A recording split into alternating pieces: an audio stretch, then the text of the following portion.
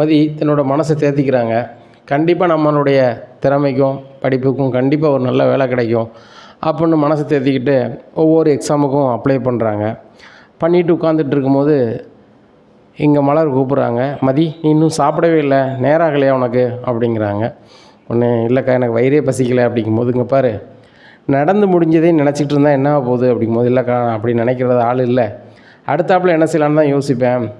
ஆனால் இது ரொம்ப மனசுக்கு நெருடலாக இருக்குக்கா. இப்போ நம்ம ஒன்று நடந்திருக்குன்னா, இப்போ நம்ம தப்பு பண்ணியிருக்கோம், அதனால் நம்மளுக்கு ஒன்று நடந்து போச்சுன்னு நினைக்கலாம். நான் எந்த தப்புமே பண்ணல, நான் நல்லா தான் வேலை பார்த்தேன். என் கூட வேலை பார்க்குறவங்களுக்கு எல்லாருமே பிடிக்கும். அந்த காலேஜில் நிர்வாகத்தில் இருக்க எல்லாருமே உன் பேர் தான் ஃபஸ்ட்டாக இருக்குது, லிஸ்ட்லேயே நீ தான் ஃபஸ்ட்டு வருவ, உனக்கு பெர்மனன்ட் லிஸ்ட்டில் வச்சுருவேன்னு சொன்னாங்க. அதே மாதிரி என் கூட வேலை பார்க்குறவங்க, என்கிட்ட படித்தவங்க எல்லாருமே அதை தான் சொன்னாங்க. ஆனால் திடீர்னு என்னை கூப்பிட்டு, உனக்கு வேலையும் இல்லை, இந்த காலேஜில் உனக்கு இன்னும் தற்காலிக வேலையும் இல்லைன்னு சொல்லும் போது எனக்கு தாங்கலை. சரி, இருந்தாலும் பரவாயில்லை அப்படின்னு தான் மனசு தேத்திக்கிட்டு இருக்கேன். ஆனால் ஏன் இப்படி நடந்துச்சுன்னு மட்டும் தெரியணும்னு எனக்கு ஆசையாக இருக்குது அப்படிங்கும்போது, மதி, உன் கூட வேலை பார்த்தவங்க அங்கே தான் இருக்காங்க, அவங்ககிட்ட ஃபோன் பண்ணி கேளு, ஏதாவது தெரிஞ்சுன்னா நீ தெரிஞ்சுக்க, ஆனால் அதை நினச்சி நீ கலங்கிறாத அப்படிங்கும்போது, இல்லைக்கா அடுத்தாப்பில் நான் எப்படி இருக்கணுங்கிறதுக்கு அது ஒரு பாடமாக இருக்கும். ஏன்னா யார் பண்ணால் என்ன பண்ணால் எப்படி நடந்துச்சுன்னு தெரிஞ்சால் நம்ம அவங்க முன்னாடி நம்ம கரெக்டாக வந்துக்கலாம்ல அப்படிங்கிறாங்க. அதுவும் சார் தான், நீ ஃபோன் பண்ணி கேளு அப்படின்னோடனே மதி அவங்களுக்கு கூட வேலை பார்த்தவங்களுக்கெல்லாம் கால் பண்ணுறாங்க. ஒரு ஆள் ஃபோன் எடுத்து, சொல்லு மதி, எப்படி இருக்க, நீ இல்லாமல் நல்லாவே இல்லை, நாங்களாம் ஸ்டாஃப் ரூமில் பேசிகிட்டே இருப்போம், மதி இருக்கும்போது எவ்வளோ கலகலப்பாக இருக்கும், எவ்வளோ அறிவுபூர்வமாக பேசுவோம், இப்போ அப்படி ஒரு ஆள் இல்லைல்ல அப்படின்னு நினச்சி ரொம்ப ஃபீல் பண்ணுவோம். நாங்கள் கூட லிஸ்ட்டில் ஃபஸ்ட்டு பேராக உன் பேர் தான் வரும்னு நினச்சி ரொம்ப சந்தோஷப்பட்டோம், உங்கள்கிட்ட கூட பார்ட்டி கேட்டோம், ஆனால் இப்படி நினைக்கும் நாங்கள் துளியும் கூட நினைக்கல அப்படிங்கும்போது, அக்கா அதெல்லாம் விடுங்க, அதுலேருந்து நான் மீண்டு வந்துட்டேன், ஆனால் எனக்கு ஒன்று மட்டும் தெரியணுக்கா அப்படிங்கிறாங்க. என்ன அப்படிங்கிறாங்க.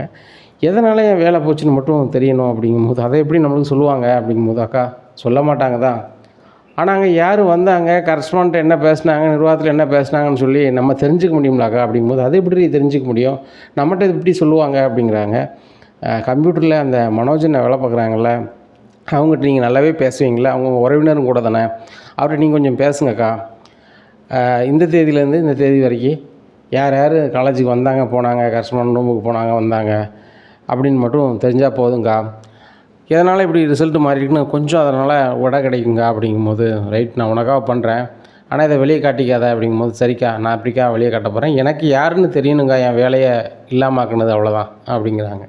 சார் ரைட், அவர்கிட்ட பேசுகிறேன்னு சொல்லிட்டு அவரை கூப்பிட்டு பேசிடுறாங்க. பேசினோடனே மதி மேடத்துக்கு செய்யாமையா, கண்டிப்பாக பண்ணிடலாம் அப்படின்னு சொல்லிட்டு அந்த டேட்டில் உள்ளதெல்லாம் பதிவெல்லாம் எடுத்து மதிக்கு அனுப்புகிறாங்க. மதி ஒவ்வொன்றா பார்த்துட்ருக்காங்க. அப்போ தான் தெரிய வருது, பெர்மனன்ட் பண்ணதுக்கு முந்தின நாள் தங்கராஜ் கரஸ்பாண்ட் ரூமுக்கு வந்திருக்காங்க. வந்துட்டு ரொம்ப சந்தோஷமாக ரூம் விட்டு வெளில வராங்க. அதுக்கப்புறம் வேறு யாருமே வரலை, நிர்வாகத்துக்கு வேறு எந்த ஒரியும் கொடுக்கல, இந்த தங்கராஜ் தான் அப்படி பண்ணியிருக்காரு வேலைக்கு அப்படின்னு சொல்லிட்டு நினைக்காங்க. அப்போ கரஸ்பாண்ட் வீட்டுக்கே போகிறாங்க.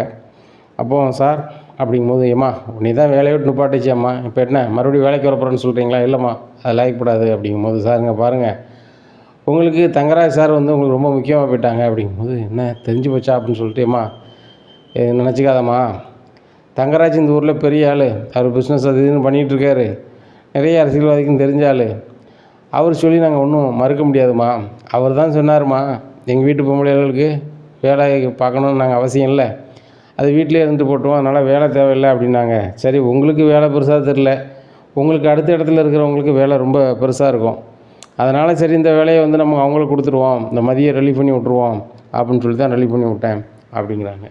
இதை கேட்டு மதி ரொம்பவே அழுறாங்க. ஏம்மா அழாதம்மா, உங்கள் வீட்டில் அவ்வளோ வசதி இருக்குது, நீ வேலை செஞ்சு ஒன்றும் ஆக போகிறதில்லம்மா, அந்த வருமானத்தை, அந்த வேலையும் வருமானத்தை வச்சு சாப்பிடணும்னு நினைக்கிறவங்க நிறைய பேர் இருக்காங்க அப்படிங்கும்போது, சார் நான் அதை நினச்சி இது பண்ணல, என் வேலையை நான் வேண்டான்னு சொல்லணும் சார், எனக்கு பிடிக்கலன்ட்டு இன்னொருத்தவங்க சொன்னதுனால நீங்கள் என் வேலையை விட்டு நீ நிப்பாட்டிருக்கீங்க பார்த்தீங்களா, அதை நினைக்கும் போது தான் சார் ரொம்ப சங்கடமாக இருக்குது, இந்த வேலை எனக்கு அவ்வளோ முக்கியம் சார், எங்கள் அப்பாவும் எங்கள் அம்மாவும் ரொம்ப கஷ்டப்படுறாங்க, அவங்களுக்கு என்னால் முடிஞ்சதை நான் உதவி பண்ணலாம் அப்படின்னு நினச்சேன், அது போக நிறைய படிக்க வர்றவங்க பிள்ளைய கஷ்டப்பட்டவங்க இருக்காங்க, அவங்களுக்கும் என்னால் முடிஞ்சது பணம் ஃபீஸ் கிட்ட வைக்க அந்த மாதிரி நிறைய பண்ணலான்னு நினச்சேன், எல்லாமே நடக்காமல் போச்சு, கண்டிப்பாக ஒரு நாள் பெரிய ஆளாக வருவேன், இதை உங்கள்கிட்ட நான் கேட்கணும், இதை நான் பதிவு பண்ணணுன்னு தான் வந்தேன், என்னை போலயே நிறைய பேர் மனசில் எப்படியாவது நம்ம பெரிய ஆள் ஆகணும் அப்படிங்கிற கனவோட வேலை பார்ப்பாங்க டெம்பரரியாக.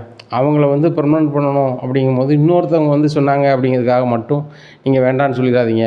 அவங்களுக்கு எவ்வளோ பெரிய சங்கடத்தை கொடுக்கும் அப்படிங்கிறது எனக்கு தெரியும் சார், நான் கிளம்புறேன்னு சொல்லிட்டு கிளம்பிடுறாங்க. எப்பா நல்ல வேலை இந்த மதி எந்த உரியும் கொடுக்கல. தங்கராஜ் பேச்சை கேட்டு இந்த பொண்ணு வேலைக்கு வேண்டானோ, இந்த பொண்ணு நல்லா படிச்சிருக்கு, தன்னம்பிக்கையாக வேறு வேலை பார்த்துக்கலாம் அப்படிங்கிற நம்பிக்கையில் போயிட்டு போகல அப்படின்னு சொல்லிட்டு பெருமூச்சு விடுறாரு. அங்கேருந்து தங்கராஜ் கால் பண்ணுறாங்க, சார் நீங்கள் தான் வந்து வேலையை அந்த மதிக்கு இல்லாமல் ஆக்குனீங்க அப்படின்னு சொல்லி ரொம்பவே தெரிஞ்சு போச்சு. அவங்க என்கிட்ட வந்தே கேட்டாங்க, கட்டாயம் உங்கள்கிட்ட வருவாங்க. நீங்கள் ஏதாவது பேசுனீங்கன்னா கண்டிப்பாக ஸ்டேஷனுக்கு ஏதோ போயிடுவாங்க. நீங்கள் அவங்க மனசுக்கு ஆறுதலாக பேசுங்க. மற்றபடி ஏதாவது ஒரு எதிராக போனீங்க அப்படின்னா அவங்க ஸ்டேஷனில் போய் நிற்பாங்க. ஸ்டேஷனில் போய் நின்றாங்கன்னா நீங்கள் நான் எங்கள் நிர்வாகத்தில் எல்லாருமே உள்ளே தான் போயிருக்கணும். ஏன்னா அந்த பிள்ளை ரொம்ப நல்ல வேலை பார்த்துருக்குது, எந்த மைனஸுமே கிடையாது. அப்படி இருக்கும்போது ரொம்ப சங்கடமாக போயிடும் அப்படின்னா இங்கே தங்கராஜுக்கு ஆகா ஏற்கனவே பிஸ்னஸில் ஏகப்பட்ட சங்கடம், இப்போ வேறு உள்ளே போனோன்னா வெளியே வர முடியாது. சுரேஷும் நம்மளுக்கு எதிராக தான் இருக்கிற மாதிரி இருக்கும் அந்த இடத்துல அப்படின்னு சொல்லிட்டு என்ன பண்ணுறது அப்படின்னு சொல்லி தங்கராஜுக்கு வந்து ராகவனுக்கு கால் பண்ணுறாரு. மாமா அப்படிங்கிறாங்க. என்னப்பா அப்படிங்கிறாங்க.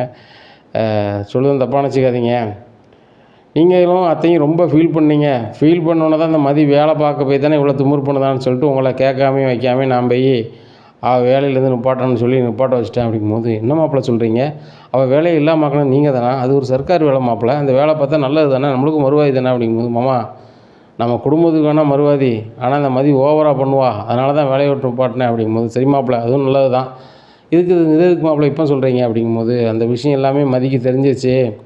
கண்டிப்பாக வந்து என்கிட்ட வந்து கேட்பா. அப்படி கேட்கலன்னா ஸ்டேஷனுக்கு போவா. இப்படி ஏதாவது பண்ணால் நீங்கள் தான் மாமா என்னை சப்போர்ட் பண்ணணும்.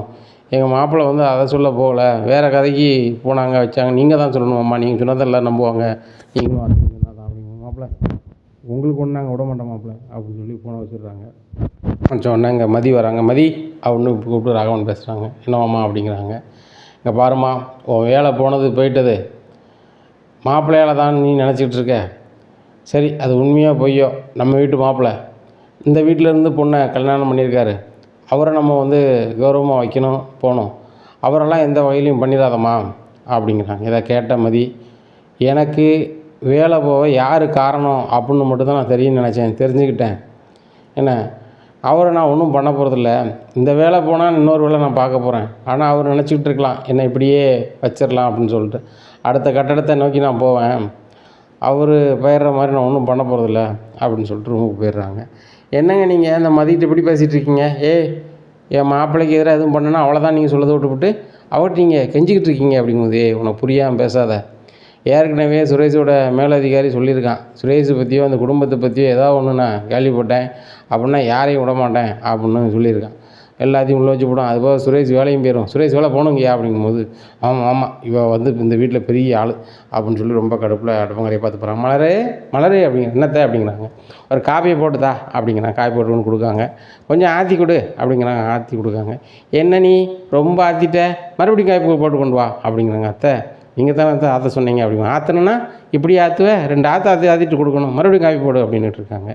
இங்கே மலர் வராங்க. அக்கா எனக்கு கொஞ்சம் தலைவலிக்கு காப்பி போட்டு கொண்டு தரீங்களாக்கா அப்படிங்கும்போது, ஏன் நீ காப்பி போட மாட்டியா அப்படிங்கும்போது, நான் உங்கள்கிட்ட கேட்கல, நான் மலரக்காட்ட கேட்குறேன் அப்படிங்கும்போது, மலர் உனக்கெல்லாம் போட்டு தர மாட்டேன் என்ன மலர் அப்படிங்கும்போது, இல்லைத்த நான் போட்டு கொடுப்பேன்னு சொல்லி போட்டு கொடுத்துட்றாங்க. இன்னும் மலர் வர வர வந்து அவள் பேச்சை கேட்டுக்கிட்டு இருக்கா அப்படின்னு சொல்லிட்டு கிளம்பி போயிடுறாங்க. இவ்வளோ சும்மா விடக்கூடாத, ரொம்ப ஓவராக பண்ணிகிட்ருக்காளே, என் வீட்டுக்காரர் கொஞ்சம் வெளில போய் விட்டுவோம் அதுக்கப்புறம் இருக்குது அப்படின்னு சொல்லிட்டு இங்கே ராஜலட்சுமி நினைக்காங்க. அப்போ ராகம் வெளியே போனோன்னே, மதி அப்படிங்க தலைவலிலாம் சரியாயிடுச்சா அப்படிங்கும்போது, சொல்லுங்கள் அப்படிங்கிறாங்க. இந்த துணிமணிலாம் வந்து சோப் போடணும் அப்படிங்கிறாங்க. சரிதா அப்படின்னு சொல்லி வாஷிங் மிஷினில் கொண்டு போடுதாங்க. இது உங்கள் மாமாவோட ட்ரௌசரு இதெல்லாம் நீ கையை வச்சு தான் துவைக்கணும் அப்படிங்கிறாங்க. இதை பார்த்துட்டு மலருக்கு மதிக்கு ஒன்றும் ஓடலை, என்ன இப்படி அத்தை சொல்கிறாங்களே அப்படின்னு சொல்லிட்டு, இல்லைங்க என்னால் வந்து இதெல்லாம் வந்து கையால் துவைக்க முடியாது அப்படின்ட்டு இருக்கும்போது மலரும் வராங்க. அத்தை இதெல்லாம் வந்து மதி துவைக்க மாட்டா அப்படின்னுட்டுருக்காங்க. ரொம்ப கோவத்தில், நீ என்ன இப்போ வர வர வந்து இவ பேச்சுக்கிட்ட ஆடிக்கிட்டு இருக்கியா, இருக்கட்டும் உன் புருஷன் வரட்டும் அப்படின்ட்டு இருக்கும்போது பாக்கியராஜ் வந்துடுறாங்க. இங்கே பாக்கியராஜ் சுரேஷ்லாம் வந்து மதியம் சாப்பிட்டுட்டு இருக்கையில், டேய் உன் பொண்டாட்டியும் சரி கிடையாது, இந்த மதியும் சரி கிடையாது, உங்கள் அப்பா டவுசரை வந்து கையை வச்சு சோப்பட மாட்டாங்களாம் இந்த மதி, அதுக்கு ரொம்ப சப்போர்ட் பண்ணிகிட்டு இருக்கா இந்த மலர் அப்படிங்கிறாங்க. ஏம்மா அவள் பண்ணதில் என்னம்மா தப்பு இருக்குது? மலர் பண்ணதில் கையை வச்சுலாம் நாங்கள் எங்களுக்குள்ளதை நாங்கள் தானே பார்த்துக்கிட்டு இருக்கோம். அப்பா இதை அப்பாவை போட சொல்லுங்கள், மதியோ அவ்வளோ போட மாட்டாங்க அப்படிங்கிறாங்க. இல்லைடா இதை நான் சும்மா விட போகிறதில்ல, வைக்க போகிறதில்ல அப்படின்னு சொல்லி திரைக்காங்க. ஏம்மா இவங்க தான் போடணும் அப்படின்ட்டுருக்காங்க.